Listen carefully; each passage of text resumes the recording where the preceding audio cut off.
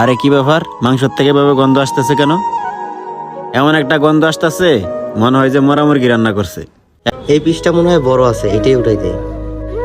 সাথে 2টা আলু আর ঝোলও দিয়ে দেই, ভাই খেয়ে মজা পাবে।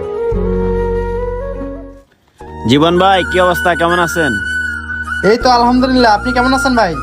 আলহামদুলিল্লাহ, আমিও ভালো আছি ভাই। ভাই কি খাবেন? আপনি বসেন, আমি দিতে বলতেছি।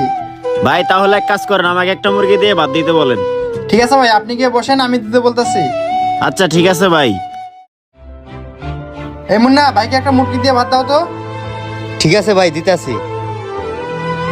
ভাই তো অনেকদিন পর আমাদের দোকানে আসলো, তাইলে ভাইরে 1 প্লেট ভাত দিয়া দেই।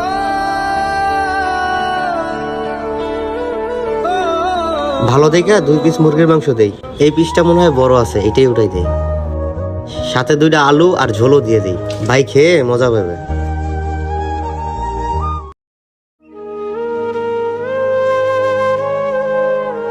তাড়াতাড়ি করে ভাতটা খেয়ে কাজে যেতে হবে। ভাতের সাথে একটু লবণও নিয়ে নিই।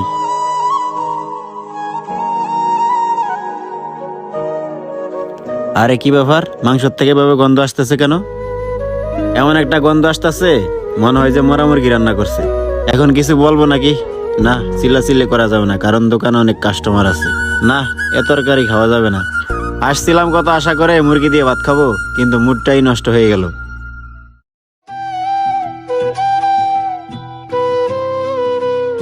ভাই বিল কত হয়েছে? কি ব্যাপার ভাই, খাবার খেলেন না? খাবারের কোনো সমস্যা হয়েছে? না ভাই, কোনো সমস্যা না, আমার একটু পেটের সমস্যা তো এই জন্য খাইনি। আপনার বিল কত হয়েছে? ভাই আপনি মুরগি দিয়ে ভাত নিয়েছিলেন তো, আপনার 200 টাকা বিল হয়েছে। এই লন ভাই 200 টাকা। কি ব্যাপার, মিরাজ ভাই দেখি আজকে ভাত খাইলো না। এই সোলোমান, কেমন আছিস রে? আরে জীবন ভাই নাকি? কি অবস্থা আপনার? আর এত সকাল সকাল আসলেন যে? আরে এত সকাল